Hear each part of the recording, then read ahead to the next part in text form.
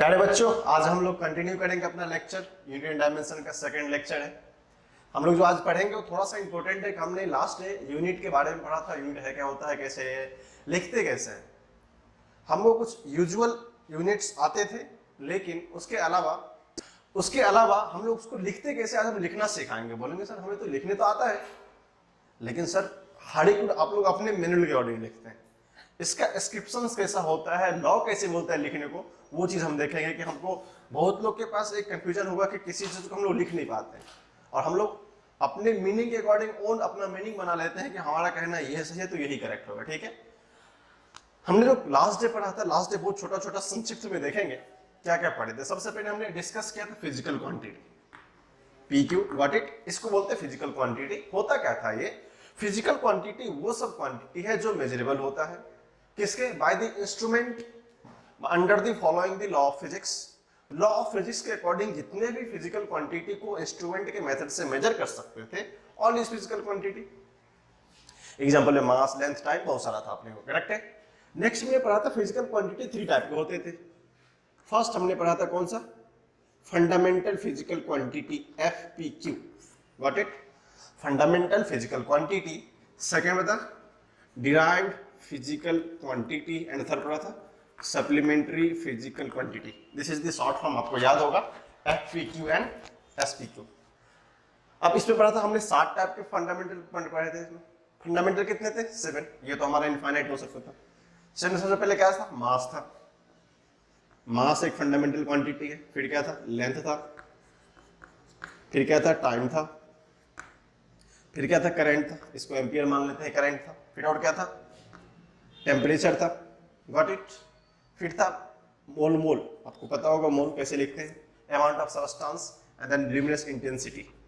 1 2 3 4 5 6 7, this is 7 fundamental quantity. इसको हमने पढ़े थे। इसका मास का मतलब क्या होता है अभी डीप से देखेंगे यूनिट के बारे में। फिर हमने पढ़ा था डिराइव्ड फंडामेंटल क्वांटिटी। ये क्या होता है? सारे के सारे इंडिपेंडेंट होता है, मतलब इसको किसी से लेना देना, ये खुद ब खुद साक्षात अवतरित हुए हैं फिजिक्स में, करेक्ट ना। मास साक्षात उठ के आया है, लेंथ भी साक्षात आया है, ये कभी बदलने वाला नहीं है। ये not depend on any other, ये भी किसी चीज पे डिपेंड नहीं करता है, डिपेंड ऑन एनीथिंग। बट ये जो हमारा डिराइव्ड फंडामेंटल क्वांटिटी होता है वो क्या होता है? इस डिराइव्ड फंडामेंटल फिजिकल क्वांटिटी को इस क्वांटिटी से हम लोग डिराइव करते हैं। ये क्या होता है? By the help of fundamental physical quantity, इसको हम डिराइव करते हैं। हमारे लिए एग्जांपल क्या था? वेलोसिटी क्या होता था? Distance by time. डिस्टेंस को क्या बोलते हैं अपन? Length by time. Length is the fundamental and time is also fundamental. तो ये जो डिराइव्ड क्वांटिटी आया वो क्या था? हमारा सेकंड डिराइव्ड फंडामेंटल क्वांटिटी था, या डिराइव्ड फिजिकल क्वांटिटी था। नेक्स्ट था हमारा सप्लीमेंट्री क्वांटिटी। 2 ही बताया था हमने सप्लीमेंट्री। एक था प्लेन एंगल, याद होगा आपको, और सेकंड था सॉलिड एंगल। अगर हम लोग काउंट करें तो ये तो हमारा डिराइव्ड क्वांटिटी इनफाइनाइट होगा, बट एक्चुअली बोला जाए कि जो quantity once as a millennium आता है, इसी इसको आपको पता नहीं चला कि एक ही आया है, इसका कोई डिपेंडेंसी नहीं है। तो हमको पता 7 ये है और +2 इसका, मतलब एक्चुअली 9 फिजिकल क्वांटिटी ऐसे हैं जो क्या होता है? इंडिपेंडेंट है। इसको भी किसी और चीज से लेना देना नहीं होता है। हम लोग बताए यहाँ से लास्ट डे कि 9 क्या होता है? फिजिकल क्वांटिटी जो इंडिपेंडेंट है। हमने बताया था, इसको लास्ट डे बताया था। इसका एंगल होता है 2 पाई मैक्सिमम, इसका होता है 4 पाई। इसका यूनिट होता है रेडियन, इसका होता है स्टेरेडियन। इस दोनों का डायमेंशन नहीं होता है। और हमने डिराइव्ड फंडामेंटल क्वांटिटी को क्वेश्चन करके बताया था। ये हमारी छोटी सी समरी थी लास्ट लेक्चर की, जो कि हमारा फर्स्ट लेक्चर था। आज हम लोग करेंगे कि सर यूनिट लिखते कैसे, क्योंकि हमने बोला सर मास मीन्स क्या? मास को लिखते कैसे, रिप्रेजेंट कैसे करते हैं, उसका यूनिट क्या होता है। आप बोलेगा सर केजी लिखना तो मुझे आता है, मैं ऐसे लिखता हूँ कि ऐसे लिखता हूँ जी, डन। सर मीटर मैं ऐसे लिख देता हूँ METER, डन। सर टाइम मैं सेकंड को ऐसे COND लिख देता हूँ, गॉट इट। लेकिन ये तो हमें आता है, लेकिन समहाउ कुछ रूल्स होते हैं जो कि हम लोग पैटर्न को सेट करते हैं। उसके रूल्स के अकॉर्डिंग इस फॉर्म को देखेंगे। तो जो हमारा आज का टॉपिक होगा, लिखा है general guidelines for using symbol और SI यूनिट। सिंबल मतलब जो भी पर्टिकुलर सिंबल यूज करते हैं किसके किसके रिस्पेक्ट में, SI यूनिट हो या कोई अदर यूनिट हो, एंड SI प्रीफिक्स। प्रीफिक्स मतलब हम लोग ले लेंगे डेका, हेक्सा, वो सब की बात होती है, देखेंगे उसको। और हमने पढ़ा था 3 सिस्टम्स थे, SI system, CGS system and FPV assembly system, उसमें रिक्वायरमेंट उतना ज्यादा नहीं था, आपने उसको अच्छे से देखा ही होगा। तो क्या करते हैं हम लोग, आज इसको शुरू करते हैं फर्स्ट मेंडल सेट को। अब देखो इसमें जो फर्स्ट पॉइंट होता है, अगर हम फर्स्ट पॉइंट से ड्राइव करना शुरू करें, फर्स्ट पॉइंट होता है symbol of physical quantity, symbol of physical quantity, symbol of physical quantity are written, symbol of physical quantity are written printed, जो प्रिंट होता है इन रोमन लेटर। अब बोलोगे सर ये क्या होता है, इसको देखेंगे। Roman letter, not italics. अब ये सब क्या नया फिजिक्स में कहां से रोमन इटैलिक्स आ गया? दो चीज था यहाँ पे, एक होता है रोमन लेटर, दूसरा होता है इटैलिक्स। क्योंकि मैक्सिमम साइंस का जो जनरेशन पार्ट्स था वो यहीं से आया था उठ के। जो भी सिंबल होता है फिजिकल क्वांटिटी का, वो किस में लिखते हैं हम लोग? प्रिंट या लिखते हैं। प्रिंट मतलब होता है जस्ट लाइक हम लोग फोटोकॉपी करते हैं बुक की, उसकी बात हो रही है यहाँ पे। प्रिंट करते हैं या लिखते हैं किसमें? रोमन लेटर में। अब लोग सर कैसे रोमन लेटर में लिखते हैं? एक एग्जाम्पल से करके देखते हैं। अगर हम एक एग्जाम्पल को लें, अपन बोलते हैं फोर्स 1 न्यूटन है, और मान लो कोई फोर्स है, फोर्स का एक यूनिट होता है न्यूटन, गॉट इट। अपन इस तरह लिखते हैं, this is the correct way to write. इसको हम लोग बोलते हैं रोमन लेटर। ये एक्चुअली हमारे वर्ड पैड में भी आता है, जो हम लोग वर्ड में देखते हैं, वर्ड 360 जो वर्ड होता है हम लोग कंप्यूटर में यूज करते हैं, वो इसका मीनिंग होता है। लेकिन अगर कोई इस तरह लिखे, मीनिंग ऑफ इटैलिक वर्ड, ये क्या हमारा italic, this is wrong, got it. तो हमेशा क्या करेंगे, रोमन स्टैंडर्ड फॉर्म में लिखेंगे, इस तरह लिखना रिक्वायरमेंट है। अगर हमने गलती से कुछ इस तरह या इस तरह लिख दिया, बोले सर ये भी तो मैंने 1 न्यूटन, सर यहां से ले लो, यहाँ ये भी तो 1 न्यूटन है, बट ये क्या है, आड़ा तिरछा नहीं लिखना है। क्या करना है? आड़ा तिरछा नहीं लिखना है। तो जो एग्जैक्ट मेथड है लिखने का, जो सिंबल का फर्स्ट रूल्स है कि जो भी फिजिकल क्वांटिटी होगी वो क्या होगा? 1 न्यूटन लिखाएगा। ऐसा हम बहुत सारा जोड़ के लिख सकते हैं, वर्ड के लिख सकते हैं, बट कभी भी क्या लिखेंगे, जितना भी सिंबल होगा वो किस में होगा? रोमन में होगा। किसमें लिखेंगे? रोमन लेटर में। किसमें नहीं लिख सकते हम लोग? इटैलिक्स। इटैलिक्स मींस कुछ इस तरह का आड़ा तिरछा लिखना। अपने को उतना डीप लैंग्वेज में नहीं जाना है, बट इसको अगर हम निचोड़ समरी देखें ना, तो क्या सीखना है इसमें यही सीखना है, जब भी किसी चीज का यूनिट लिखना होगा भाई साहब, उसको कभी आड़ा तिरछा नहीं लिखेंगे, प्रॉपर कैपिटल लेटर में लिखेंगे। करेक्ट है? ये इसका सिंबल होता है, इसलिए हमने यूज भी किया था कि ऑलवेज कैपिटल क्या होता है, हम लोग सिंबल यूज करते हैं। और कैपिटल लेटर आपने अगर बचपन में पढ़ा होगा कैसे कैसे लिखते थे, अगर आपको थोड़ा समय बचपन की याद दिलाऊं, 4 लाइन हुआ करता था, इंग्लिश की कॉपी हुआ करती थी, उसमें बताया जाता था कि अगर अपन को ए लिखना है तो ऐसे लिखते थे, ये हमारा ये होता था। बी की बात हो तो बी कुछ इस तरह हुआ करता था, ऐसा कुछ फॉलो करता था रूल, गॉट इट। सी की बात हो तो सी कंप्लीट आता था, डी की बात डी कुछ अपना वैल्यू होता था। इस तरह का हमको इटैलिक सिखाए जाते थे लिखने के लिए, कैसे लिखते हैं हम लोग जनरली। उसी तरह का प्रीफिक्स यहाँ भी है कि हम लोग को कहाँ पे क्या लिखना है। ठीक है, अब देखो ये बात पता चले सर ऐसे नहीं लिख सकते इसको आप। ये कौन सा लेटर है? Roman letter. आपको फर्स्ट पॉइंट समझ में आ गया।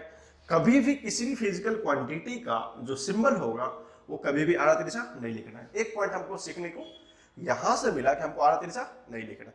इसको लिखिए, हम लोग फिर नेक्स्ट एग्जांपल को देखते हैं।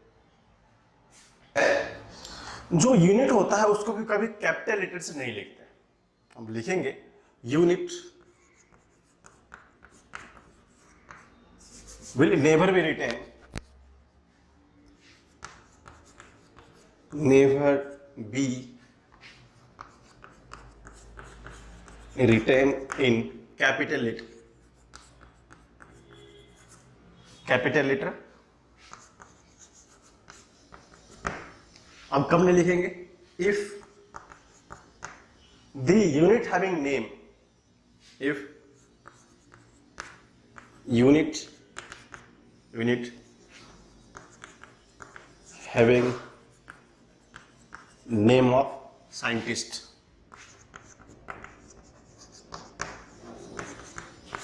अब क्या होता है, हमारे मन में एक आइडिया होता है सर, हम लोग किसी का नेमिंग लिखते हैं तो हम लोग जैसे आपका नाम लिखता हूं मैं, मेरा नाम है संदीप, ठीक है, हम क्या करते हैं ऑलवेज अपना नाम कैपिटल लिखते हैं, फिर उसके बाद स्मॉल लेटर में इस तरह का फॉर्म लिख देते हैं। अगर मैंने क्या किया, कोई रिसर्च कर लिया, गेट इट, और हमारे नाम से एक स्केल आ गया, यूनिट आ गया, तो कोई जो नेक्स्ट पर्सन जो पढ़ेगा, जो नेक्स्ट पर्सन पढ़ेगा, तो वो क्या करेगा, कभी इस चीज को इस तरह नहीं लिखेगा। तो क्या बोला, तो unit have never written capital letter, भले मैं इसको ऐसे भी नहीं देख सकता, मतलब क्या होगा, एस, ऐसे नहीं लिख सकता, गॉट इट। इसका मतलब अगर यूनिट ऐसा आ भी गया तो हम लोग इस तरह नहीं लिखेंगे, this method is also wrong, this is also wrong, ठीक है। अब इसको हम लोग क्या करते हैं, एक प्रॉपर एग्जांपल से देखते हैं। लिखा क्या था, इवन लीजिए नाउ एज अ साइंटिस्ट, वैसे तो कोई साइंटिस्ट है नहीं, तो अपन क्या करते हैं, प्रॉपर साइंटिस्ट का एग्जांपल लेते हैं। साइंटिस्ट कौन है, सबसे फेमस साइंटिस्ट न्यूटन की बात करें, गॉट इट। हमारा साइंटिस्ट न्यूटन है, इसमें लिखा है कि नेवर, एक उसके नाम पे कौन सा यूनिट पर आप सबको पता है, फोर्स का यूनिट पता है, ओके। जो फोर्स का यूनिट होता है, और उसकी बात करें, यूनिट ऑफ फोर्स, हम लोग बोलते हैं sir Newton, this is the symbol. अगर लिखना हो तो कैसे लिखेंगे, दो तरीका लिखने का, जैसे हम लिखते हैं 1 न्यूटन, NEWTN, भले उसका सिंबल कुछ इस तरह का होगा, कैपिटल N, बट उसको हम लोग कभी नहीं लिखेंगे इस तरह, 1 NEWTON, this is the wrong method, got it. इसका मतलब होता है यूनिट, और इसका मतलब होता है साइंटिस्ट, गॉट इट। ये जो हमका ये नाम लिखा हमने ना, इसका मतलब क्या हो गया, साइंटिस्ट। हम लोग यूनिट लिख रहे हैं, किसी साइंटिस्ट का नाम लिख रहे हैं, ये क्या होता है, नेम स्पेसिफिक होता है। इसका मतलब क्या होता है, नेमिंग होता है। इसलिए जो हमने इसका यूनिट में ये एल कैपिटल कर दिया था, this is not capital L, ये क्या होगा, स्मॉल एल। तो ये होता है प्रॉपर वे लिखने का। अब बोलोगे सर हमको बहुत डिफरेंस नजर आ रहा है, ये क्या मीनिंग होता है, साइंस यही है जहां पे हमें प्रॉपर क्लियर अंडरस्टैंडिंग होना चाहिए कि किसका मीनिंग क्या होता है। अगर मैं बोलूं 1 न्यूटन, आप ऐसे भी लिख लोगे, ऐसे भी लिख लोगे, बट क्या डिफरेंस है दोनों में, बोलोगे सर इसका तो मतलब ही है, बट हमको थोड़ा सा एथिक्स पता होना चाहिए कि होता क्या है। इसका मतलब होता है साइंटिस्ट, ये हम किसी पर्सन न्यूटन को रिप्रेजेंट कर रहे हैं, न कि फोर्स के यूनिट को रिप्रेजेंट कर रहे हैं, गॉट इट ना। आपको पॉइंट मिला होगा कि इसका मतलब होता है 1 newton, that means we represent the unit. अगर हमने इस तरह 1 न्यूटन लिखा, इसका मतलब होगा कि हम उस पर्सन को रिप्रेजेंट कर रहे हैं, ना कि इस यूनिट को। तो क्या फोर्स इज इक्वल टू कोई पर्सन हो सकता है क्या, living entity, that is not possible. तो छोटा छोटा माइनर चीज अगर आप बात करें तो आपको लगता होगा सर ये तो बहुत छोटा चीज है, बट हमें जानना जरूरी है। हम लोग इसकी गलतियां थाउजेंड्स टाइम पूरे कोर्स में कर जाएंगे लिखते लिखते, बट आपको कभी आइडिया ही नहीं मिलेगा कि ऐसा क्यों होता है। कि बेसिक है हमारा सेकेंडरी लेक्चर है, अपन सारा फंडा ही क्लियर रखते हैं कि इसका मीनिंग कुछ और होता है और इसका मीनिंग कुछ और होता है। सिंबल में you can only use capital letter, जो कि हमने फर्स्ट में बताया था कि सिंबल में हम लोग आड़ा तिरछा नहीं करेंगे, कौन करेंगे, ओनली रोमन लेटर। और रोमन को डीप में जानने का मतलब सीधा सीधा ये लिखना है, आड़ा तिरछा नहीं लिखना है। हम लोग सिंपल देसी वर्जन में सीखते हैं, करेक्ट ना। इसको लिख लो, ये हमारा सेकंड पॉइंट था। फिर हम लोग आगे डिस्कस करते हैं और सारी चीज पे, इसको आप लिख लीजिए। स्टेटमेंट को वेरीफाई करें तो हम कुछ एग्जांपल्स देखते हैं, बहुत सारे एग्जांपल लेके चलते हैं। मान लो हमने बोला सर ये स्टेटमेंट आया था कि सर ये से नहीं लिख सकते, चलो तो हमने सबसे पहले फोर्स को ही लेके चलते हैं। अगर फोर्स की बात करें तो फोर्स का यूनिट कितना होता है, अगर यहां पे क्या लिखते हैं हम लोग, यूनिट, इसको हम सिंबल लिख लेंगे, और ये तो हमारा फिजिकल क्वांटिटी है, मैं यहां पे लिख देता हूं, पीक्यू मींस क्या होता है, फिजिकल क्वांटिटी। हम लोग बात करते हैं इसको यूनिट कैसे लिखेंगे, NEWTN न्यूटन। सिंबल की बात कैसे होती थी, दिस इज द स्ट्रिक, ये हमारा सिंबल हो गया। अगर हम लोग क्या करते हैं दूसरा, एनर्जी की बात करते हैं, याद रखेंगे बहुत ध्यान से। बहुत लोग क्या करते हैं यहाँ पे कैपिटल जी से जो शुरू करते हैं, अब तो गलती नहीं कर सकते हम लोग, स्मॉल जी होगा यहाँ पे, दिस इज द स्मॉल जे, और यहां जो इसका सिंबल होगा वो क्या होगा, वो कैपिटल जे होगा। ध्यान से देखेंगे, करेक्ट। अब देखो नेक्स्ट लिखते हैं इलेक्ट्रिक करंट, जिसका हमको सिंबल पता है, इलेक्ट्रिक करंट।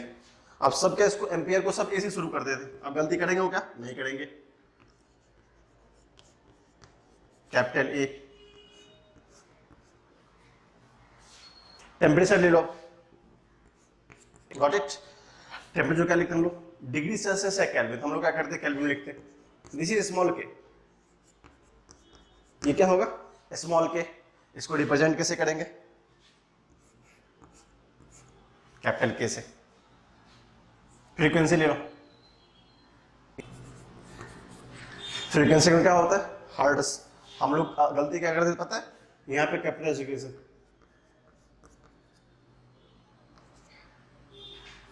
सिंबल कैसा होता है, इस तरह के बहुत सारे एग्जाम्पल हो सकते हैं।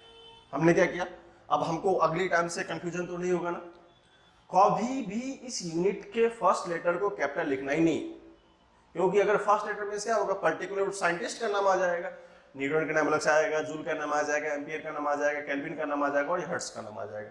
अगर आप इसको पर्टिकुलरली देखो तो ये सारा का सारा कोई ना कोई साइंटिस्ट है। मैंने जितना एग्जाम्पल उठाया सारा का सारा क्या किया, उस साइंटिस्ट के नाम वाला उठाया, क्योंकि जिस सारे एग्जाम्पल में आपको साइंटिस्ट का नेमिंग रिक्वायर्ड है, क्योंकि हाँ न्यूटन भी साइंटिस्ट था, जूल भी था, एम्पियर भी था, केल्विन भी था और हर्ट्ज भी था। ठीक है, तो आपको ये क्लियरिटी आ गई कि हम लोग लिखते कैसे हैं गाइडलाइंस के अकॉर्डिंग।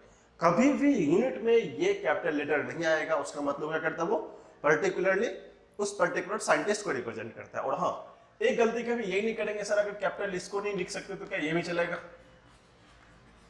ये नहीं हो सकता है नहीं, कभी भी कैपिटल भी नहीं लिख सकते। नेक्स्ट को बोलेगा सर ऐसे लिख दूं क्या,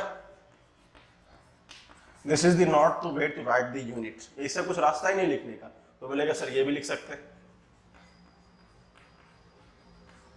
नहीं सर सब के सब रहोगे। जब भी लिखेंगे हमारा ये लैंग्वेज का पार्ट, हमको लिखना कैसा आना चाहिए। साइंस क्या होता है, आप प्रैक्टिकली एक्सप्लेन कर सको चीज को समझ सको, इसको बताया गया, इसलिए सारे सारे क्या सर स्मॉल है। आई होप आपको ये कंसेप्ट तो क्लियर हो गया होगा, किसी का भी यूनिट कैसे लिखते हैं, उसके स्मॉल से शुरू होता है। अगर हम लोग कैपिटल लिखेंगे इसका मतलब क्या है, उस पर्टिकुलर साइंटिस्ट को रिप्रेजेंट कर रहा है वो, न कि वो पर्टिकुलर यूनिट को। तो आपको क्लियर हो गया होगा, इसको लिख लो पहले, ऐसे नहीं लिखना है जो उधर मैंने बताया। अब देखो कुछ दूसरे तरीके का हम लोग क्वांटिटी देश का यूनिट कुछ अलग तरीके से लिखते हैं। जैसे हम बात करें सबसे पहले मास की, अगर कोई मास फिजिकल क्वांटिटी है जिसको हमने एज्यूम किया था, तो मास का क्या होता है किलोग्राम। लिखना शुरू करूं, कैपिटल नहीं होना चाहिए यहाँ से, किलोग्राम। हम लोग कैसे इसको सिंबल लिखते हैं, ये हमारा जनरल है केजी, वो कैपिटल के छोटा सा सी, व्हाट इट। लेंथ की बात करते हैं, इनपे क्या सकता है मीटर, इसको हम लोग स्मॉल एम से रिप्रेजेंट करते हैं। ये सब फंडामेंटल्स क्वांटिटी है, ये इंडिपेंडेंट होता है दूसरे का। थर्ड ले लीजिए आप, ल्यूमिनस इंटेंसिटी, ल्यूमिनस इंटेंसिटी, इसको कैंडेला बोलते हैं, याद है आपको, CNDLA। इसको हम लोग क्या करते हैं CD से रिप्रेजेंट करते हैं, ये क्या होगा कैंडेला, CD से रिप्रेजेंट करते हैं। और इस तरह बहुत सारी क्वांटिटी आएगी, एक दो क्वांटिटी हम और लिख सकते थे जनरली। अब टाइम का है, टाइम भी लिख लो, एक टाइम क्या होता है सेकेंड, और ये क्या होता है स्मॉलेस्ट होता है, गॉट इट। ये इसका सिंबल्स होते हैं, हमको पता चल सर उस वाले केस में कैसे लिखते हैं जो कि ड्राइव्ड क्वांटिटी थी, किसी के साइंटिस्ट के नाम का था, तो वहां पे हमने कुछ रूल्स देखा है कैसे लिख सकते हैं। बट जो फंडामेंटल्स क्वांटिटी थी उसका सिंबल केजी होता है, मीटर होता है, CD होता है एंड S होता है। ये सब हम इस तरीके से लिखेंगे। जनरली हमें इसमें कंफ्यूजन नहीं होता है, हम लोग प्रॉब्लम गलती कर जाते हैं साइंटिस्ट वाले नाम में। हमको लगता है साइंटिस्ट है तो हम लोग न्यूटन को कैपिटल N से शुरू करते हैं, NEWTON, तो क्या था हमारा रॉन्ग कांसेप्ट था। तो ये हमारा फंडामेंटल्स है, इसको अच्छे से लिख लीजिए, फिर हम लोग क्या करते हैं आगे चलते हैं। अब देखेंगे हमने ये जो एग्जांपल सीखा था, इस एग्जांपल में एक एक्सेप्शनल केस होता है, देखेंगे उसको नोट में लिख लेंगे। हमने सर अभी लेंथ की बात नहीं करी, उसमें लेंथ तो था, जो लेंथ होता है वो एक एक्सेप्शनल केस होता है। Length is the exceptional case जिसको हम लोग उसका सिंबल L से रिप्रेजेंट करते हैं, क्योंकि बोलेंगे सर टाइम तो स्मॉल s था, मास भी स्मॉल था, ये कैपिटल S नहीं होता। ये हमारा एक एक्सेप्शनल केस है, इसको हम लोग क्या करेंगे अलग से लिख के रख लेते हैं। Length is the exceptional case, ठीक है। ये छोटा सा पॉइंट था, हो सकता है आपको लॉन्ग टर्म में याद रहे कि सर सबको तो अपन ने स्मॉल लिखा था, उसमें कुछ रूल्स ही नहीं था, लेंथ तो फंडामेंटल क्वांटिटी है, बट ये एक एक्सेप्शनल केस में आता है, तो आपको इसका नॉलेज भी होना चाहिए। इसको हम लोग क्या करते हैं, कैपिटल से रिप्रेजेंट करते हैं, just like derived physical quantity के बारे में फोर्स की बात करी थी, न्यूटन का एन, करेक्ट, टेम्परेचर का के, गॉट इट, इसको लिख लो। फिर हम लोग नेक्स्ट थोड़ा सा मेजरमेंट पे डिस्कस करते हैं।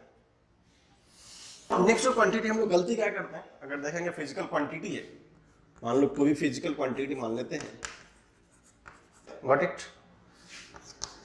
बोला कि किसी पर्टिकुलर लेंथ है 10 सेंटीमीटर, ETERS सेंटीमीटर्स। अब गलती क्या होता है, कभी कभी लोग सोचते हैं इसको ऐसे लिख देते हैं 10 cm, गॉट इट। कभी कभी लिखते हैं लोग 10 cms, इसको लिखने का 3 तरीका, 10 cm। 3 चीजें है यहाँ पे, हमने इसको 3 में बताया। 10 centimetres as a complete one, अगर इसको हम लोग जनरली सेंटीमीटर को cm लिखते हैं, हमारा this method is wrong, this is also wrong, this is correct. कभी सेपरेशन नहीं होना चाहिए, बहुत लोग सोचते हैं यहाँ cm लिख देंगे, that is not the way to represent. ऐसा कुछ तरीका नहीं होता कि हम वैसे रिप्रेजेंट करें। फिर भी ये CMS, ये भी एक तरीका नहीं होता। एग्जैक्टली क्या होता है 10 सेंटीमीटर। इसी तरह आप जिस यूनिट में लिखो, मीटर में लिखो, किलोमीटर में लिखो, अब किलोमीटर को ऐसे नहीं लिख सकते कि इधर और वहाँ लिख दो मैं, नहीं तो इसे हम KMS नहीं लिख सकते। दैट इज एग्जैक्टली वे कि स्पेस नहीं होना चाहिए और गैप नहीं लिखना चाहिए, ठीक है। इस तरह का कॉम्बिनेशन हमें बाद में फ्यूचर में आए तो हम लोग कभी इस तरह की गलतियां नहीं करें, इसलिए आपको यूनिट को लिखने का तरीका बताया जा रहा है। बताने का मतलब ये नहीं कि आपको नहीं आता है, बताने का मतलब ये है कि आप फ्यूचर में इन सेंस गलतियां ना करें। क्योंकि मान लो अगर आपकी गलतियों को भी नहीं बताया जा सकता, देखो ये गलत तरीका है लिखने का, हो सकता है आप लाइफ टाइम तक इस गलती को भी चलाते रहेंगे। ठीक है, सेंटीमीटर मतलब यहाँ भी लिख दो, क्या फर्क पड़ता है, CMS भी लिख दो, क्या फर्क पड़ता है, हम तो समझ लेते हैं। आजकल ट्रेंड भी ऐसा चल रहा है, व्हाट्सएप में शॉर्ट टर्म लिखते हैं बहुत सारा, ओके को OH के कुछ भी लिख के दे देते हैं। तो हम लोग इस साइंस के साथ कुछ भी नहीं करेंगे, प्रॉपर प्रोसीड्यूर फॉलो करेंगे, तभी हमारा कुछ एग्जैक्ट इंफॉर्मेशन हमें मिल पाएगा, ठीक है। इसको लिख लीजिए, फिर हम लोग कुछ और एग्जांपल से करके देखते हैं इसको। हमने स्पीड की बात करी थी, सेकंड स्पीड की बात करी थी। हमने बोला कि स्पीड दिया हुआ वो 10 metre per second, got it. कोई बोलेगा सर इसको कैसे लिख सकते क्या, 10 मीटर पर सेकेंड, क्यों बोलेगा सर, हमने क्या किया पता आपको, मीटर पर सेकेंड इंटू 1//सेकेंड, बात बराबर ही है ना। तो हमने इसको लिख सकते हैं, इसको मीटर पर सेकेंड, रॉन्ग है, ऐसा कुछ नहीं होता। कभी भी हम लोग इस तरह का बहकावे में नहीं जाएंगे, कैसा लिख सकते हैं 10 मीटर पर सेकेंड। तो एग्जैक्ट क्या लिखना होगा, या तो आप इसको ऐसे लिखो, नहीं तो लिख सकते हैं 10 मीटर पर सेकेंड। इस वे में लिखिए, ये इस तरह का कभी कॉम्बिनेशन मीटर पर सेकेंड द्वारा लिखना, सिंबल हमारा क्या रॉन्ग है। लोग को लगेगा सर मैथमेटिकली तो करेक्ट ही है, 10 मीटर पर सेकेंड तो हम सिखा रहे हैं, ठीक है ना। अच्छा एक ज्यादा हो गया, ठीक है, एक ज्यादा लगेगा सर 10 मीटर पर सेकेंड ले लेता हूँ, यहाँ पे एक ज्यादा हो गया, उसको हटा दो, बराबर ही है ना। अगर हम चेंज करना चाहें और इसका एग्जैक्ट कैलकुलेशन देखा, एक्सेलेरेशन है, एक्सेलेरेशन को देखो, एक्सेलेरेशन क्या है, एक्सेलेरेशन को क्या लिखते हैं हम लोग, 10 metre per second square, 10 metre per second, ऐसा कुछ हम नहीं लिख सकते, इस पर ध्यान रखेंगे। सिंबल जो है, सिंबल अपने अकॉर्डिंग ही चलेगा, हम लोग अपने मन से कुछ नया चीज रिसर्च नहीं करेंगे। इसमें एक S नहीं था, 2 ही S था, मीटर पर सेकेंड। हम लोग कभी भी इसको सेपरेट नहीं लिखेंगे, बहुत लोग तो ठीक है इस तरह लिख के आ जाते हैं, मीटर पर सेकेंड, वैसे लिखते नहीं है, बट ये एज यूजुअल है, इंडिफरेंस होता है सर, मीनिंग 1/1 मल्टीप्लाई कर दो तो उस फर्क नहीं पड़ने वाला, 1/1 इस तरह का अपने साथ एक्सपेरिमेंट नहीं करेंगे हम। हाँ, इसको ये भी कर सकते हैं, वो भी कर सकते हैं, बेटर होगा कि हम लोग प्रोसीड्यूर फॉलो करें, ठीक है। एक नेक्स्ट एग्जांपल देखते हैं, इसको ऐसे लिख सकते हैं, कुछ यूनिट आते हैं न्यूटन सेकेंड पर मीटर स्क्वायर।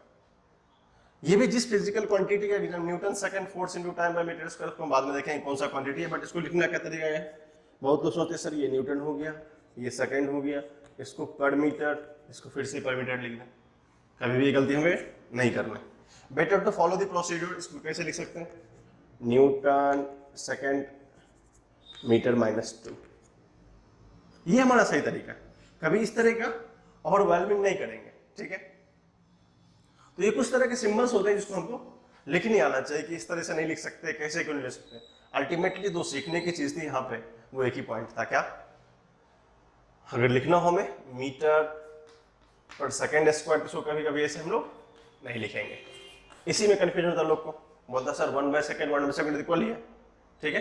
तो ये गलती हम नहीं करेंगे, बाकी सब आपको अगर ये गलती समझ में आ गई तो आप किसी के साथ रिपीट नहीं करेंगे। छोटा सा एग्जांपल था, या इसको लिख लो पहले, फिर हम लोग क्या करते हैं, आगे चलते हैं।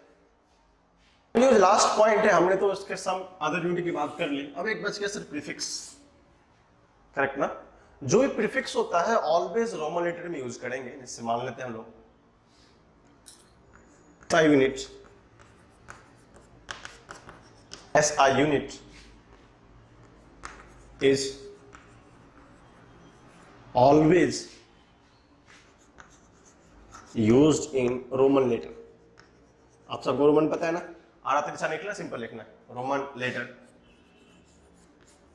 इसको हम लोग बोलते हैं अपराइट भी बोलते हैं, सीधा क्या बोलते हैं, अपराइट। इसे अपन क्या किलोग्राम बोलते हैं। तो किलो एंड ग्राम, तो क्यों क्या होता है ऑलवेज रोमन हेड कैपिटल है। मान लो हम क्या बोलते हैं, किलो न्यूटन, गॉट इट। तो फोर्स का एक यूनिट है, अगर 1 न्यूटन की बात है तो ऐसे लिख सकते हैं हम लोग। अगर हमें प्रीफिक्स लगाना है किलो, दैट मींस KN। ऐसा नहीं कि उसको हम स्मॉल लिख देंगे, कभी हमने देखा है क्या, ये स्मॉल के और कैपिटल N, इसको किलोमीटर नहीं बोलते। जो भी प्रीफिक्स होगा वो अपराइट वर्ड होगा, स्ट्रेट होगा, सिंबल के साइड में। किलो कैसे लिखते हैं, कैसे, तो जो भी यूनिट होगा उसको हम लोग कैसे लिखेंगे, 1 किलो न्यूटन। कौन सा वर्ड होगा, रोमन लेटर। तो हमको सबसे पहले याद आया न्यूटन भी रोमन, के भी रोमन। इसको क्या तरीका है ऐसे लिखने का, तो कभी ऐसे नहीं लिखेंगे 1 के न्यूटन, आधा तिरछा कभी नहीं होना चाहिए, ठीक है। गलती से अगर आधा तिरछा लिखे तो इसका मतलब आप आधा तिरछा करके दिखाओ, 1, ऐसा कुछ होता होगा, ठीक हो ना। कुछ उल्टा सीधा नहीं लिखना कि आधा तिरछा, गलत है, ठीक ना, ऐसा कुछ गलत होता है। जो भी प्रीफिक्स यूज करेंगे, बहुत सारे प्रीफिक्स है, पेंटा, डेक्टा, हेक्सा, ऑक्टा, 8, 10, नैनो, जो भी आएगा सब में क्या करेंगे, इसका मीनिंग यूज करेंगे करने के लिए सिंबल के साथ। इसलिए प्रीफिक्स में यूज करते हैं तो ऐसा कुछ कंफ्यूजन नहीं होगा। ये छोटा सा पॉइंट था, हम लोग क्या करते हैं, थोड़ा सा आगे बढ़ते हैं। इस पॉइंट से अलावा हम लोग को लिखना सीख गया कि सिंबल में क्या क्या रिक्वायरमेंट्स है। जो भी समझ में आने वाली बात क्या था, कभी भी पर्टिकुलर्स किसी साइंटिस्ट के नाम का मीनिंग हम लोग कैपिटल लेकर लिखते हैं। अगर हम लोग न्यूटन की बात करेंगे, अगर कंप्लीट लिखना होगा, अगर सिंबल नहीं लिखते हैं, अगर हम लोग सिंबल नहीं लिखेंगे, कंप्लीट लिखेंगे, कैसे लिखें, NEWTON, this is the right way, not this one. ये क्या हमारा रॉन्ग तरीका। जिस भी साइंटिस्ट के नाम पे आएगा ये हम ऐसे लिखेंगे, ना कि ऐसे लिखेंगे, ठीक है। इसको लिख लिए, छोटा सा पॉइंट था। फिर हम लोग थोड़ा सा आगे चलते हैं। हम लोग नेक्स्ट चित्रण करेंगे, देखेंगे उसको नेक्स्ट में क्या है कि कैरेक्टरिस्टिक्स ऑफ बेस यूनिट और स्टैंडर्ड यूनिट। जो इसका चारित्रिक प्रॉब्लम होगा, चारित्र कैसे डिस्कस करते हैं, इसका कैरेक्टर क्या क्या हो सकता है।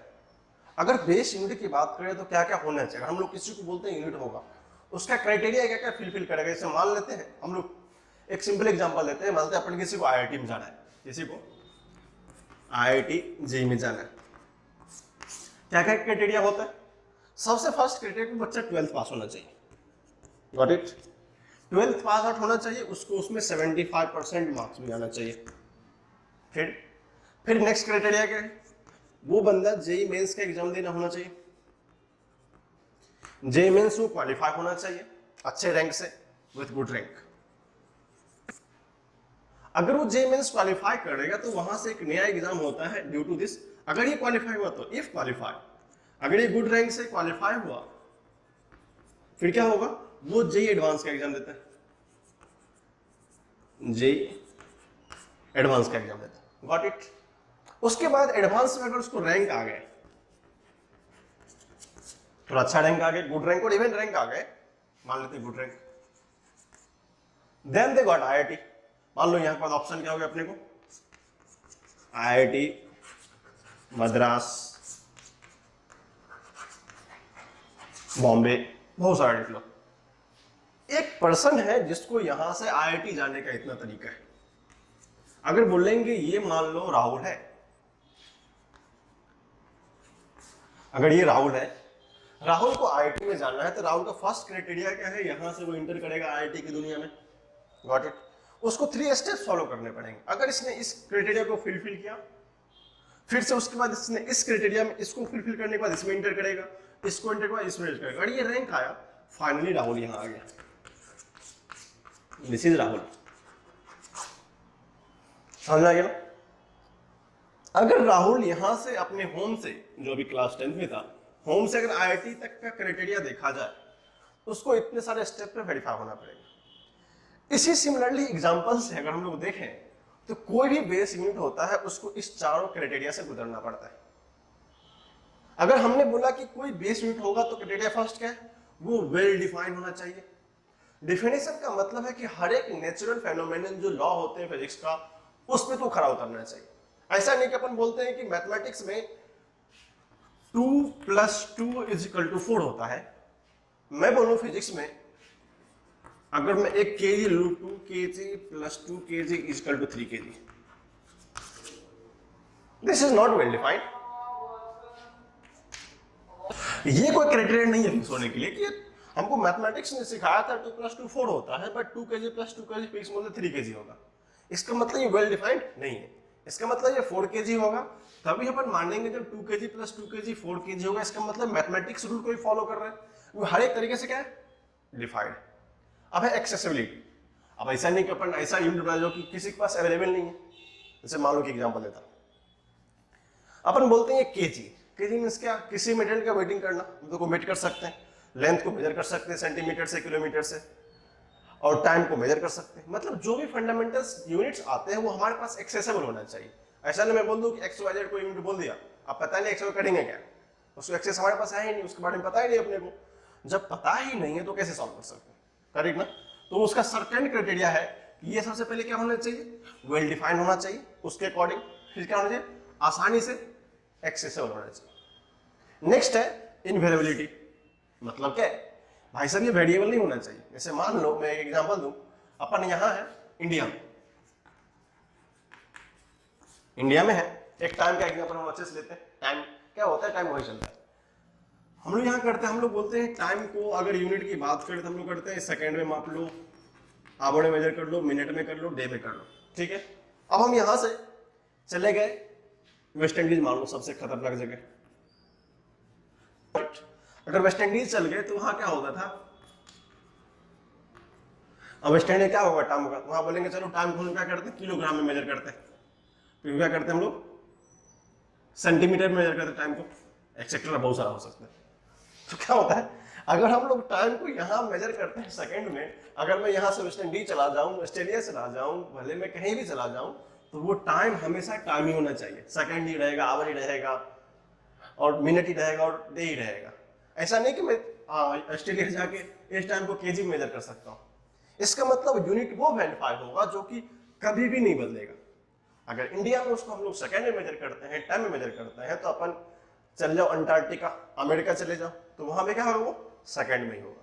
तो ये क्राइटेरिया थर्ड तक वो क्या होना चाहिए, इनवेरिएबिलिटी, मतलब कोई चेंज नहीं होना चाहिए। और लास्ट वन है कंसेबल टू यूज। बहुत आसान तरीके से हमारे पास कन्वेंसेबल होना चाहिए यूज करने के। ऐसा नहीं कि अपन क्या करते हैं, यहां से लेके उस बोर्ड तक का लिख देते हैं, इतना बड़ा यूनिट है, याद भी नहीं आएगा क्या होता है। किलोग्राम कितना आसान है, सेकंड, मिनट, आवर, कितना आसानी से यूज कर सकते हैं। तो लास्ट क्राइटेरिया होता है क्या होता है, हमारे लिए यूज करना आसान होना चाहिए। यू कैन यूज आसानी से।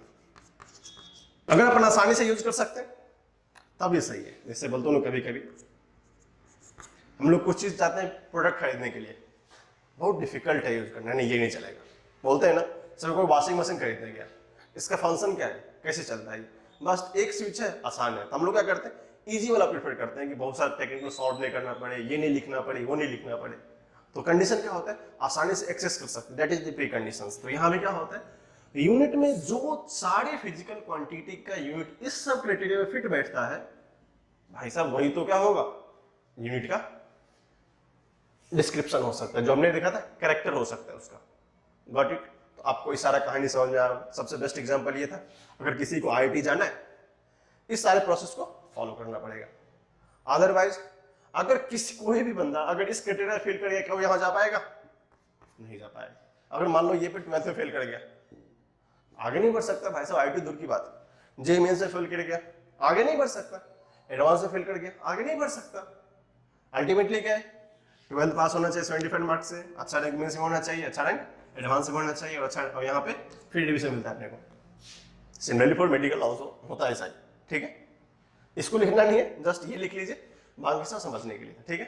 फिर हमने यहाँ पे यूनिट की जो भी चर्चा था पर्टिकुलर हमने कर ही दिया, और यूनिट को डिटेल से जानने के लिए हमको कुछ रिक्वायर्ड नहीं है, सिंपल।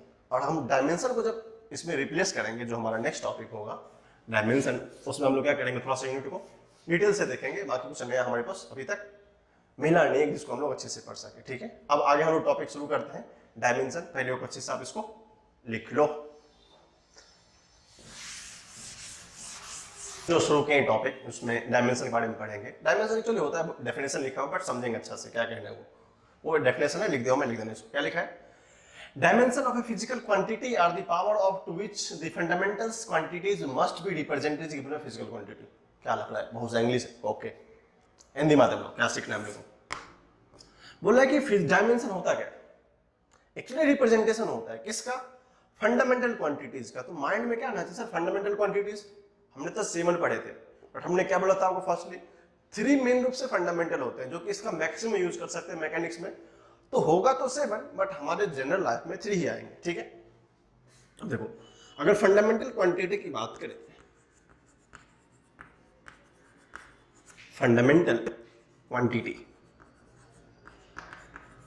वैसे तो है ये 7, बट हमारे काम की ज्यादा कौन सी चीज? 3 है। एक है मास, सेकंड है लेंथ, और थर्ड है टाइम।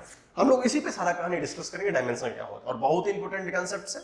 इसी पे हम लोग क्या करेंगे, सीखेंगे। अब कहानी क्या है कि फिजिकल क्वांटिटी का वो सारा रिप्रेजेंट है वो power two. What is the power? Sir power का मतलब होता है, मैं बोलते हैं किसी का पावर, इसको बोलते हैं 10 to the power 2। Sir 10 to the power 2 इसका मतलब 10 इज न्यूमेरिकल नंबर। सर कहना है फिजिकल क्वांटिटी का पावर होना चाहिए, ओके। मतलब ये कहना चाहते हैं सर, फिजिकल क्वांटिटी अगर हम टाइम मान लें तो इसका जो पावर होगा उसकी बात हो रही है क्या? हाँ। जो इस तरह का रिप्रेजेंटेशन होता है फिजिकल क्वांटिटी का पावर क्या होना चाहिए? किसी और फिजिकल क्वांटिटी को रिप्रेजेंट करता है। थोड़ा समझ में कम आ रहा है, लग रहा है कि कोई हम लोग अलग जा रहे हैं। क्यों? क्योंकि सर फिजिकल क्वांटिटी का पावर फिजिकल क्वांटिटी को ही रिप्रेजेंट करता है। एग्जांपल से देखें, अगर हमने बोला कि अगर एक एग्जांपल लेते हैं डेंसिटी का, देखेंगे अच्छे से। डेंसिटी डेफिनेशन समझना आसान होता है अगर हमें प्रॉपर डिस्क्रिमिनेशन आता है। अगर डेंसिटी की बात करें तो डेंसिटी क्या होता है? आप बोल रहे हैं कि सर डेंसिटी का मतलब होता है मास divided by volume. Got it? अगर हम लोग बात करते हैं तो मास या वॉल्यूम मतलब क्या होगा? Mass into volume. अब वॉल्यूम हमने क्या बताया था? Length into width into height 3 होता है। अब तीनों तो लेंथ है, दिस इज द एल और दिस इज द एम। तो लेंथ को हम लोग वॉल्यूम को लेंथ का क्यूब लिख सकते हैं, फिजिकल क्वांटिटी है। मास भी एक फिजिकल क्वांटिटी है और लेंथ भी एक फिजिकल क्वांटिटी है। क्या बोला? उस particular given physical quantity density को अगर हम लोग पावर के फॉर्म में लिख सकते हैं, इसका मतलब ये जो रिप्रेजेंटेशन होता है वो क्या होता है? डायमेंशन होता है। नहीं समझ? फिर से देखो, कहने का मतलब है, डेफिनेशन पढ़ो पहले, कि dimension of physical quantity are, किसी भी क्वांटिटी का जो डायमेंशन होगा वो कैसे डिफाइन होगा? Power of the which fundamentals quantity. Power fundamental कौन सा है? मास हो, लेंथ और टाइम, ये तीन हो सकता है। Power of the fundamental quantity must be represented the given physical quantity. जो भी हमको दिया हुआ है इसको रिप्रेजेंट करना चाहिए। दिस इज मास है वॉल्यूम। वॉल्यूम को लेंथ क्यों लिख सकते हैं? क्योंकि L into B into H, L भी लेंथ होता है, बी भी लेंथ होता है और एच भी लेंथ ही होता है। तो लेंथ का पावर क्यों? क्या ये पावर आ गया? यहाँ पर सर कुछ नहीं है सर, 1 तो पावर ही है ना। मास का जहां जिसका कोई नहीं उसका भगवान होता है। भगवान क्या होता है? 1 ही होता है, ठीक है। इसका क्या होगा? पावर 1। तो ये एग्जांपल्स हमको समझना है कि डायमेंशन को करते कैसे। अब सिंबल बहुत रिक्वायरमेंट है। सर ऐसे ही लिखेंगे क्या? नहीं सर ऐसे नहीं लिखेंगे, थोड़ा ढंग से लिखेंगे। लेकिन जो डेफिनेशन का मीनिंग था ना कि कैसे लिखते हैं, अगर इसको शुद्ध देसी भाषा में समझने की कोशिश करो, हमारा देसी जुगाड़ है ना, जुगाड़ में क्या करना है कि बोला किसी भी फिजिकल क्वांटिटी को अगर डायमेंशन लिखना है तो सबसे पहले फिजिकल क्वांटिटी का अपना सिग्निफिकेंस होता है, मीनिंग होता है कि लिखते कैसे, ठीक है। फिर हम लोग देखते हैं कि इसका जो मीनिंग होता है उसको किस तरह फंडामेंटल्स क्वांटिटी में कन्वर्ट कर सकते हैं, फंडामेंटल क्वांटिटी में इसको कन्वर्ट कर सकते हैं। उसके बाद जो पावर का फैक्टर होगा वो लेंथ, टाइम एंड मास के फॉर्म में आएगा, वो जो फैक्टर्स फॉर्म होगा दैट इज कॉल्ड डायमेंशन। अब हम क्या करते हैं, थोड़ा सा इस पार्ट पे डिस्कशन करते हैं, डायमेंशन को लिखने को तरीका को बताते हैं। इसको आप अच्छे से पहले लिख लीजिए, फिर आपको क्या बताएंगे डायमेंशन लिखते कैसे हैं। डेफिनेशन तो पता चला सर, इसका मतलब ये होता है, बट लिखना कैसे है वो आप बताएंगे। इसको लिखिए पहले। हमें देखिए लिखते के इसको सीखेंगे, सबसे पहले देखेंगे फंडामेंटल क्वांटिटीज के बारे में। हमने देखा था बेसिकली 3 फंडामेंटल क्वांटिटी होता है, 3 बाकी 7 होते हैं, हम 3 की बात करेंगे। 3 फंडामेंटल क्वांटिटी। सबसे पहले उसको लिखेंगे क्या क्या होता है, फिजिकल क्वांटिटी है क्या, फंडामेंटल फिजिकल क्वांटिटी। अब मीनिंग समझ जाएंगे, F means fundamental, P means physical, Q means quantity.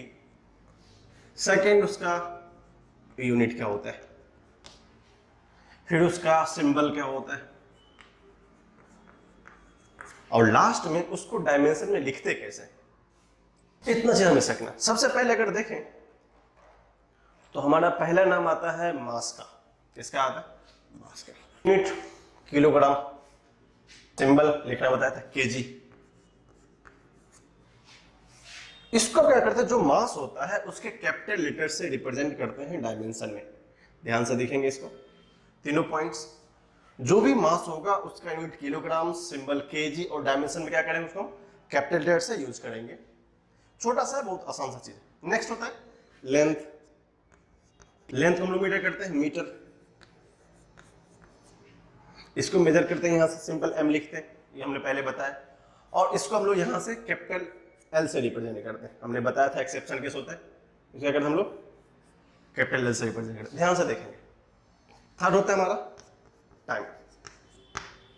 Time का यूनिट हम लोग सिर्फ एसआई यूनिट की बात कर रहे हैं, इसलिए आप डरेंगे नहीं। MKS system, small F capital कोई नहीं है, इसको हम लोग स्मॉल एस से रिप्रेजेंट करते हैं, और ये होता है हमारा कैपिटल टी। और ये जो सिस्टम है हमारा, इसको हम लोग एमकेएस सिस्टम बोलते हैं। Metre, kilogram, second. इसका दूसरा नाम ऐसा यूनिट भी है, डरने करने की कुछ नहीं, आ गया। ठीक है, तो फंडामेंटली हमको ये तीनों नॉलेज होना चाहिए, लिखते कैसे इस तीनों को। जब भी हमको फिजिकल क्वांटिटी का रिप्रेजेंटेशन आएगा तो हमने जो एग्जांपल में देखा था, मैं आपको थोड़ा सा करके बताता हूं। एग्जांपल में डेंसिटी देखी थी। डेंसिटी क्या होता था, लिखें density is equal to mass divided by volume. Got it. अब मास और वॉल्यूम का मतलब सर क्या समझ में, मास मतलब m, वही बात। वॉल्यूम मतलब सर एल क्यू, यही तो बात थी। इसको लिखने का मतलब आ गया सर ml⁻⁻3, इतनी बात। अभी ये कंप्लीट नहीं है, एक नया सा बॉक्स आता है, इसमें थोड़ा सा चर्चा करेंगे बॉक्स क्यों लिखते हैं। This is the exact meaning of dimension. अगर एल क्यू लिखा था, हमने एल का सिंबल लिखा डायमेंशन के फॉर्म में, वो तो हमारा यूनिट का फॉर्म था। अगर हम लोग यूनिट में लिखते कैसे लिखते थे हम लोग, केजी पर मीटर क्यूब। आपने तो पढ़ाई होगा, 9th तक पढ़ाते नहीं से, केजी पर मीटर क्यूब। उसको कैसे कन्वर्ट करते हैं यूनिट में, वो इंपॉर्टेंट होता है। केजी का क्या होता है एम, मीटर क्या होता है एल, लिख दो। तो कितना आसान है कन्वर्ट करना यूनिट को डायमेंशन में। आप पहले इसको लिखो, फिर हम लोग क्या करते हैं, हम बहुत सारे छोटे छोटे एग्जांपल्स आपको सिखा देंगे कि लिखते कैसे हैं। हम बहुत बड़ा एक पैरेलली बोर्ड सिस्टम पे क्वेश्चन करेंगे जो कि एक बॉक्स टाइप का होगा, fill in the blanks type का। इसी के मेथड पे हम उसको देखेंगे। पहले आप इसको लिख लीजिए अच्छे से। छोटा सा नोट है, ये जो हमने कैलकुलेशन MLT के कहानी देखा, इसमें क्या कि जो भी फिजिकल क्वांटिटी होगा which is represented, physical quantity which is represented of base unit in terms of base unit, और इसको हम लोग क्या बोल सकते हैं, बेस यूनिट या फंडामेंटल क्वांटिटी या fundamental physical quantity, are written in close bracket, ये रूल्स होते हैं लाइक दैट, इसी की हम लोग बात कर रहे हैं। एड इन क्लोज ब्रैकेट, क्वांटिटी को कन्वर्ट करेंगे फंडामेंटल फिजिकल क्वांटिटी के फॉर्म में, उसका जो डायमेंशन होगा उसको हम लोग कैसे लिखेंगे, क्लोज ब्रैकेट के फॉर्म में। एक बार एक एग्जांपल से देखें, हम लोग उसी एग्जांपल को कंटिन्यू करते हैं। किस एग्जांपल को, डेंसिटी वाले को। क्या पढ़ा था हमने, डेंसिटी इज इक्वल टू पढ़ा था मास डिवाइडेड बाय वॉल्यूम। मास का मतलब हमने क्या बोला था सर, मास को m से रिप्रेजेंट करते हैं। इसको पहले यूनिट लिखो, क्या पढ़ा था, kg पर मीटर की। अब हमारे लिए आसान है, kg कैसे लिखूं, m L3। अब इसको तो ऐसे भी लिख सकते हैं, तो ये जो रिप्रेजेंटेशन होगा ये ब्रैकेट में होगा, ध्यान रखेंगे। अगर इसका डायमेंशन क्या करते हैं, ये भी ब्रैकेट में बताया कि इसको बताने की बात है सर, फिजिकल क्वांटिटी भी ब्रैकेट में होगा और ये भी ब्रैकेट में होगा, तो जो एग्जैक्ट रिप्रेजेंटेशन होगा वो होगा डेंसिटी। सिर्फ इसको रूल लिख के छोड़ देगा, वो उसका सिंबल होता है, got it. Density is equal to m L -3। अगर कुछ नहीं है जिसका कोई नहीं, उसका क्या होता है, भगवान होता है, 1 होता है, गॉट इट। ये एक्चुअली बेस्ट वे होता है डायमेंशन लिखने का, ठीक है। इस चीज को हम लोग अभी से अपने साथ लेके चलेंगे पूरा डायमेंशन में लिखने तक। कभी भी डायमेंशन ओपन ब्रैकेट में नहीं रहेगा, याद रखेंगे। दिस इज द रूल कि जो भी फिजिकल क्वांटिटी कन्वर्ट होता है फंडामेंटल्स क्वांटिटी में, like mass and length and time, उस सब को इस ब्रैकेट में रखेंगे, साथ साथ उस प्रैक्टिकल फिजिकल क्वांटिटी को भी रखेंगे, ठीक है।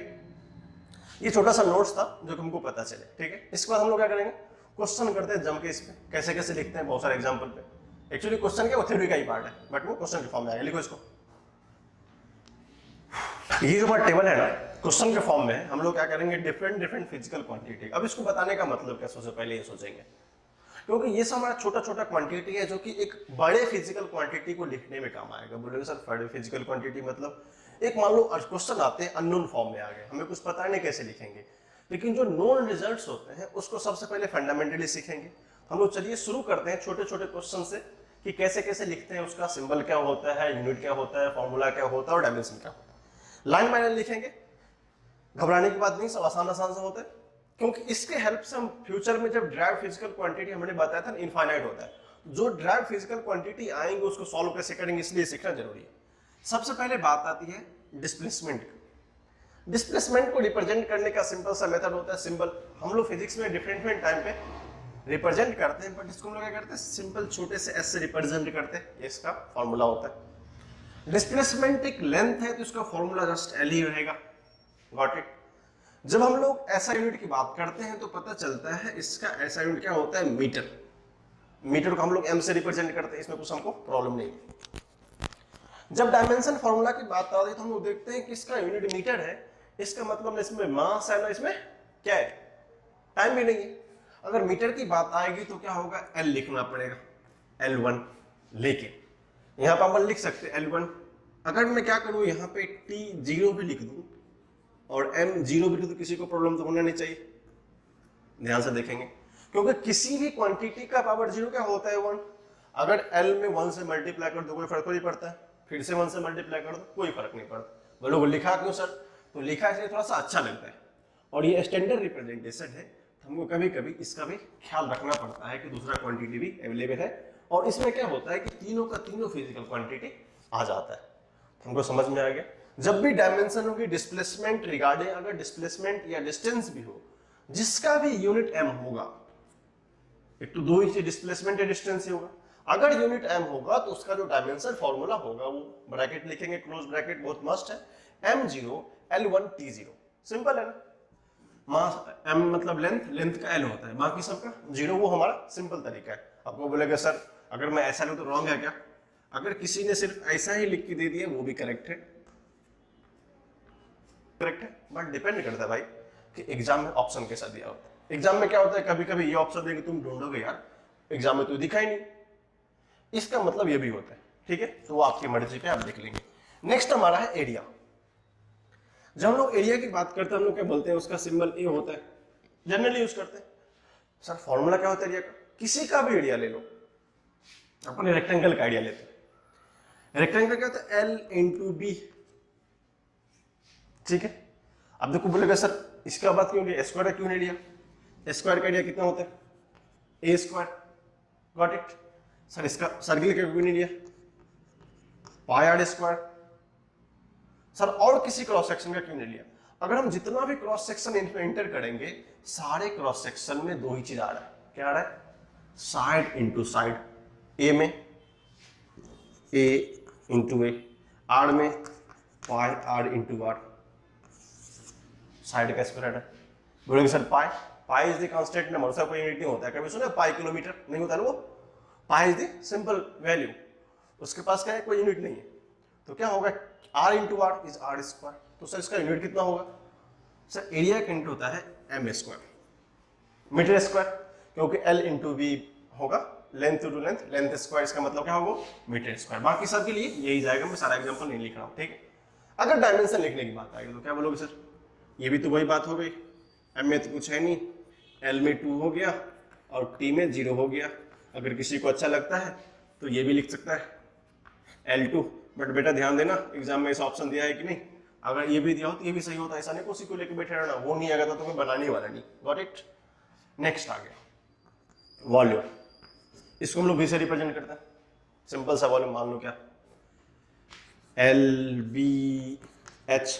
दूसरा एग्जांपल दूं, 1/3 pi are cube, pi r square, ऐसे याद है कौन का? इसमें क्या है? Length into length into length, 3 times length आ गया, 4/3 पाई आर क्यू। ये सब तो कुछ लेंथ नहीं, R cube 3 times 2/3 pi are Q.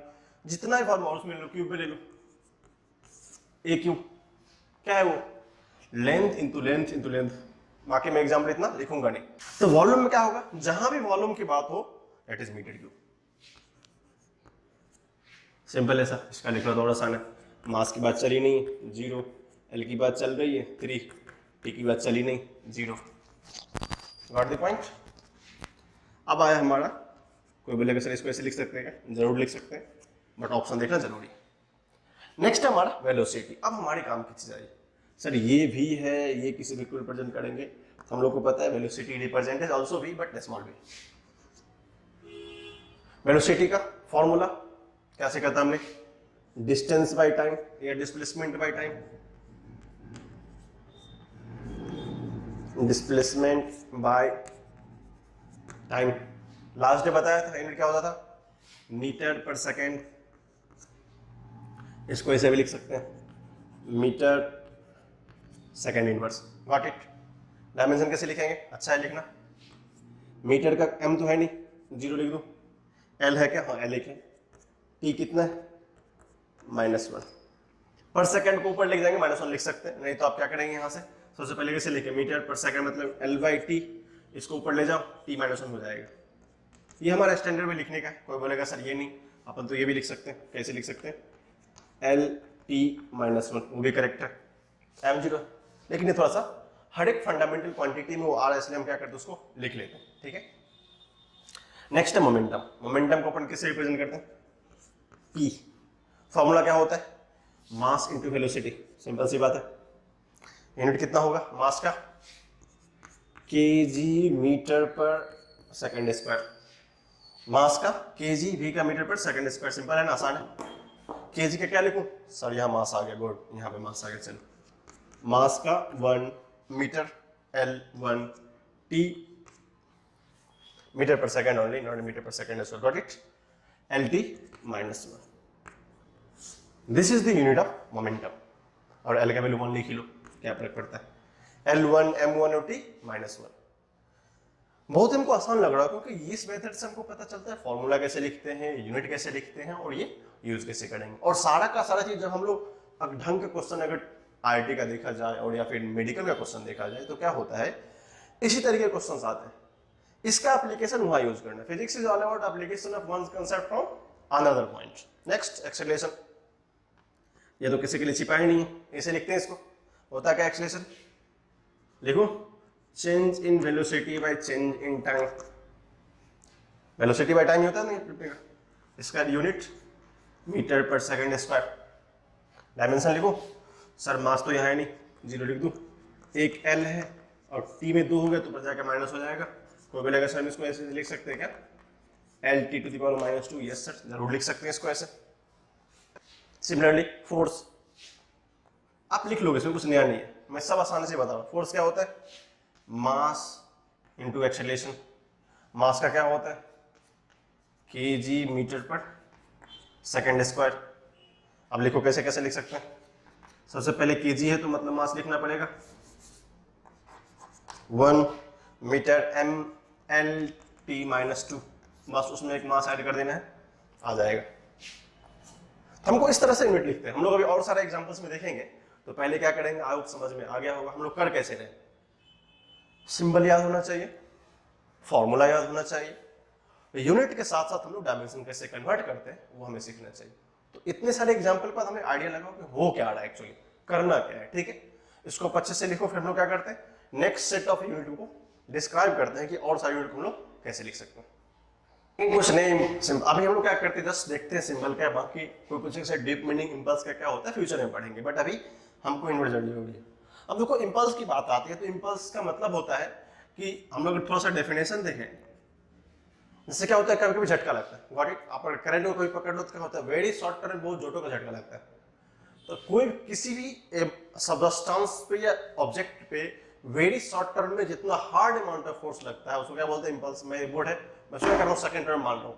छोटे से समय मैंने कैसे एक छोटा सा ऑब्जेक्ट हैमर्ड किया, इसका मतलब शॉर्ट टर्म में जितना ये पेन फील करेगा या फिर इफेक्टिव फोर्स फील करेगा, that is called surge impulse. इसका फॉर्मूला होता है F/T। Large amount of force applied very short time, that is called impulse. बाकी हम लोग इसको डीप में पढ़ेंगे आगे, बट सिंपल मीनिंग क्या होता है, इसको I से रिप्रेजेंट करते हैं। फॉर्मूला क्या होता है, F/T। सर यूनिट की बात आई, इसको लिखने क्या होगा, kg metre per second square into second, got it. बोले सर एक सेकेंड से एक सेकेंड कैंसिल आउट हो जाएगा, तो क्या बचेगा ये kg metre per second. Okay ये बात आ गई सर। अब तो ये बात वहां भी पढ़ाए थे मेरे को, कहाँ पढ़ाए थे सर, मास इंटू वेलोसिटी। ये तो मोमेंटम टाइप का लग रहा है, वेरी गुड, वही मोमेंटम ही होगा। तो इंपल्स का जो डायमेंशन वो मोमेंटम के इक्वल होगा। आपको यहाँ से रेडिएशंस भी आने चाहिए, डायमेंशन देखने के बाद लगता है। और इसका एक और भाई है, अगर अपन फोर्स के यूनिट को न्यूटन मान ले, इसको हम लोग न्यूटन सेकंड ही बोल सकते हैं, गॉट इट, ऐसे भी लिख सकते हैं। तो हमारे लिखना आसान है। मैं डायमेंशन पे एक बात करता हूँ क्योंकि हमको कंपेयर तो बाद में मिलेगा करने को। केजी मीन्स मास 1 होना चाहिए, मीटर मीन्स लेंथ 1 होना चाहिए एंड टाइम 1 होना चाहिए। आप क्या करोगे तब देखोगे इंपल्स का मोमेंटम का dimension, momentum and impulse are same dimension. इसलिए इसका बाद में थ्योरी भी आता है, उस थ्योरी को हम लोग उस टॉपिक में पढ़ेंगे। फिलहाल अभी हम लोग छोटे से कंसेप्ट से काम चलाते हैं। नेक्स्ट है वर्क। जब भी वर्क की बात है हम लोग क्या सोचते हैं, हाय भाई साहब वर्क का फॉर्मूला क्या हो, फोर्स इनटू डिस्प्लेसमेंट। सिंपल सा आसान है ना, force into displacement. Force into displacement होता है, डन। फोर्स का मतलब क्या हो गया, kg metre per second square. अगर इसको मीटर से मल्टीप्लाई करें तो क्या हो जाएगा अपने पास, ये kg metre square per second square. अगर इसको स्टैंडर्ड फॉर्म में लिख के लिख सकते हैं, newton metre, got it. Force का न्यूटन, डी का मीटर। फॉर्मूला लिखो। डायमेंशन क्या क्या बोला, डायमेंशन के लिए हमें ये रिक्वायर्ड है कि हमको सारे का मीनिंग सेपरेटली पता। तो what is the kg means mass 1, what is the metre square L2, what is time 2 T-2, खत्म। अब इसी का एक छोटा सा भाई होता है, उसको हम देख लेंगे, टॉर्क लिख देता हूं नीचे। बहुत सारे एग्जांपल है बट क्या करें, कुछ तो छूट ही जाएगा। नेक्स्ट होता है एनर्जी। अब देखो एनर्जी और वर्क में कोई अंतर नहीं है, एनर्जी और वर्क में कोई अंतर नहीं है। तो इसका जो यूनिट होता है एनर्जी का, एबिलिटी टू डू वर्क। तो इसका कोई परफेक्ट फॉर्मूला नहीं होता एनर्जी का। अगर हम लोग देखना चाहें तो दो टाइप की एनर्जी होती है, मैं इसको सेपरेट कर देता हूं। देखना चाहें तो एक होता है काइनेटिक एनर्जी, दूसरा होता है पोटेंशियल एनर्जी। काइनेटिक एनर्जी अपन क्या पढ़े, 1/2 mv², इसको अपने पढ़े mgh, गॉट इट। अगर हर एक चीज के डेफिनेशन को देखें तो बोलते हैं सर g होता है एक्सेलरेशन ड्यू टू ग्रेविटी। जब भी एक्सेलरेशन की बात आएगी तो सर आप ये कहना चाहते हैं इसके करस्पॉन्डिंग का यूनिट और इसके करस्पॉन्डिंग का यूनिट क्या होना चाहिए, सर दोनों सेम होना चाहिए। शुरू करते हैं। Mass means KG, this is metre per second square into metre. h is the height that is metre, तो लिख सकते हैं इसको KG metre square per second square. कुछ कॉमन आ रहा है, देखेंगे सेम है, वर्क के बराबर है। सर इससे तो बताओ, इससे कैसे पता चलेगा? 1/2, नो मीनिंग। मास KG, velocity metre per second square. Sir अब बात तो समझ में आ गई कि दोनों जो एनर्जी का पार्ट था, कुछ स्पेसिफिकल डेफिनेशन तो नहीं था कि एनर्जी का ये होता है, बट अगर हमने इसको क्या किया, डिवाइड करके एक पोटेंशियल एनर्जी लिखा, दूसरा काइनेटिक एनर्जी लिखा, तो क्या हो उसका डेफिनेशन का क्या है दोनों का? सेम। इसका मतलब सर जो डायमेंशन होगा वो भी क्या होगा? सेम होगा। किसके इक्वल में होगा? जो हमारा वर्क के बराबर। वर्क कितने? m1 L2 T-2। आप सिर्फ रिलेशन देखेंगे कैसे कैसे एस्टेब्लिश करते हैं, और लिखने आना चाहिए। अगर अपन लिखना सीख गए तो फिर इससे आसान कुछ भी नहीं होता हमारे लिए, कैसे कैसे अप्लाई करते हैं कंसेप्ट को। ठीक है, अब देखो ये पावर की बात आ रही है, आप इसको पहले मैं इसको मिटा दूंगा। ठीक है, नीचे की बात करते हैं हम लोग। पावर की बात करें हम लोग, पावर में क्या होता है? पावर को हम लोग पीछे रिप्रेजेंट करते हैं, और होता है इन फॉर्मूला होता है energy by time. Energy by time. अब एनर्जी का फॉर्मूला अवेलेबल है, क्या है? लिख लो केजी, ये सेपरेट है इसका, ठीक है, KG metre square per second square into 1/टाइम। ये तो मल्टीप्लीकेशन है, ये मत बोलो इसको 1 बाय लिख रहा हूं, ठीक है, वो मल्टीप्लीकेशन का पार्ट है। तो एक टाइम स्थिति क्या क्यूब हो जाएगा, आ गया। अब तो लिखो डायमेंशन, कितना आसान है। केजी का m1 L2 T-3। ये सब फंडामेंटल है, आपको कुछ इसमें एक्स्ट्रा सोचना ही नहीं, सबके सब क्या छोटे से फंडामेंटल्स। अगर आपको फंडामेंटल्स क्लियर है तो आपके सारे क्वेश्चन बन जाएंगे। एक हम टॉर्क की बात कर रहे थे, हम लोग टॉर्क की बात भी यहाँ पे ऊपर कर ही लेते हैं। टॉर्क क्या होता है? टॉर्क किस तरह टाउ बोलते हैं, इसको रीड करना भी आना चाहिए। That is called as tau, TAU। इसका फॉर्मूला कुछ नहीं होता है, जस्ट लाइक ये F1/d है वही होता है, लेकिन उसको हम क्रॉस प्रोडक्ट पढ़ते हैं। हमने एग्जांपल दिया था tau is equal to R cross F। आपको अगर याद होगा तो ये हमारा डॉट प्रोडक्ट था, वेक्टर में पढ़ाया था ना, F.D and F cross R। मतलब ये है कि फोर्स को डिस्प्लेसमेंट से मल्टीप्लाई करना है। तो यूनिट क्या लिखेंगे?